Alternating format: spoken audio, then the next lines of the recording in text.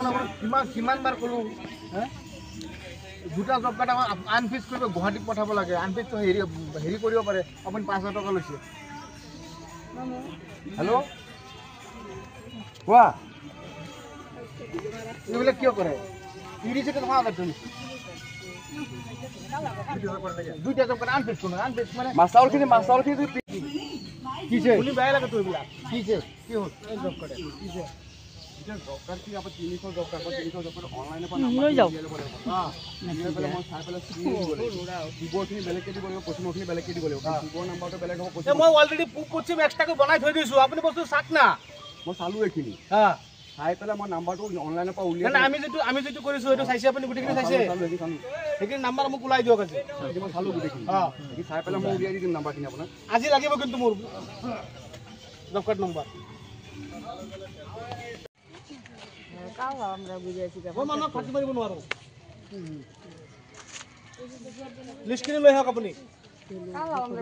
প্ৰত্যেক দিন মানুহবিলাক আহি আছে, আহি পেলাই আপোনাৰ জব কাৰ্ডৰ কাৰণে ঘূৰি ঘূৰি আছে। ঘৰত হেৰি কৰিব লাগে, জিঅ' টেকিঙৰ KYC কৰিব লাগে।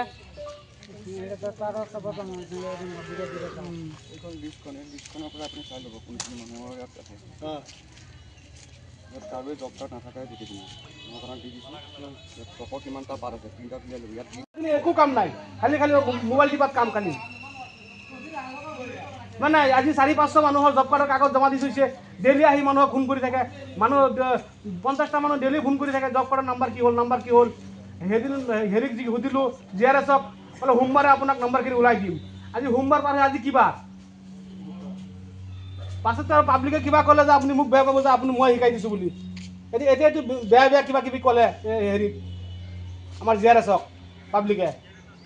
এতিয়া ব্লকত আছিল, এই ব্লকৰ ভিতৰত বহি আছিল এতিয়া ব্লকৰ পৰা ওলাই গ'ল এতিয়া পঞ্চায়তত গৈছে। মই কৈছোঁ আজিৰ ভিতৰত মোৰ নম্বৰ লাগিব।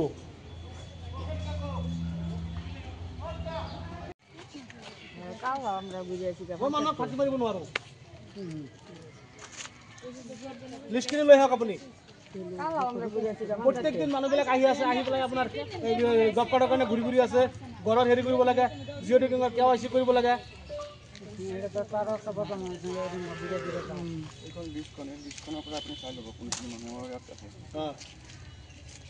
কাৰোৱে জব কাৰ্ড নাথাকে গোটেইখিনি কিমানটা পাৰ আছে কিছে শুনি বেয়া লাগে তো এইবিলাক কিছে কি হ'ল জব কাৰ্ড কিছে জব কাৰ্ড কি আপুনি 300 জব কাৰ্ড 300 জব কাৰ্ড অনলাইনৰ পৰা লৈ যাওক। মই চাই পেলাই কিবৰ্ডখিনি বেলেগকৈ দিব লাগিব, পশ্চিমখিনি বেলেগকৈ দিব লাগিব। কিবৰ্ড নাম্বাৰটো বেলেগ হ'ব। মই অলৰেডি পশ্চিম এক্সট্ৰাকৈ বনাই থৈ দিছোঁ। আপুনি বস্তু চাওক না। মই চালোঁ এইখিনি চাই পেলাই মই নাম্বাৰটো অনলাইনৰ পৰা উলিয়াই আমি যিটো কৰিছোঁ সেইটো চাইছে আপুনি গোটেইখিনি চাইছে সেইখিনি নাম্বাৰ মোক ওলাই দিয়ক। আজি মই চালোঁ গোটেইখিনি চাই পেলাই মই উলিয়াই দি দিম নাম্বাৰখিনি আপোনাক। আজি লাগিব কিন্তু মোৰ জব কাৰ্ড নম্বৰ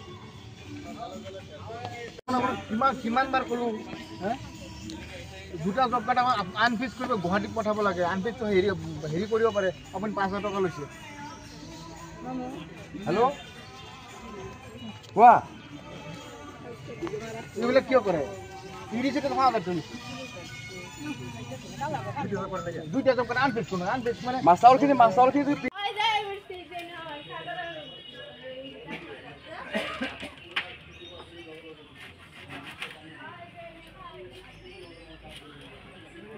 কাক দিছে? মিঠু কোন হয়? মিঠু আমাৰ ব্লকত চাকৰি কৰে। কিমান কৈ লৈছে? 500কৈ লৈছে। কি জব কাৰ্ডৰ নামত? জব কাৰ্ডৰ নামত এক কৰিবৰ কাৰণে আপুনিও দিছে পইচা? মই দিছিলোঁ। কাক দিছে? মিঠুক দিবৰ কাৰণে জব কাৰ্ড বনোৱাৰ কাৰণে 500 কৰি লৈছে। খালি এড কৰিব লাগে, খালি এড কৰিব লাগে 500। সেয়াও আছিল লগত দিওঁতে মিঠুক পইচা দিওঁতে তেখেতৰ আছিল, মই আছিল লগতো দিছিলোঁ। কোনে লৈছে পইচা? মানে আমি চিঙিমাৰী ব্লকৰ মিঠু জব কাৰ্ডৰ কাম কৰে। তেতিয়া আমি তাৰমানে কাম কৰি আছোঁ, কিবা এটা স্কিমৰ কাম কৰি আছোঁ।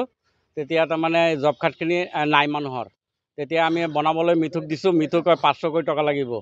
তেতিয়া মই 2500 টকা দিছোঁ। বহুত ৰিকুৱেষ্ট কৰিছোঁ অলপ কম চম কৰিবলৈ, কৰা নাই। তেতিয়া 2500 টকা দিছোঁ। হাতত পইচা নাই। মই চাউল বিক্ৰী কৰি পেলাই ইমিডিয়েট পইচা আনি পেলাই মিঠুক দিছোঁ। দি পেলাই তাৰপিছত 5টা জব কাৰ্ড বনাই নিছোঁ। মিঠু পইচা নোহোৱাকৈ 500 টকা নোহোৱাকৈ নামানে।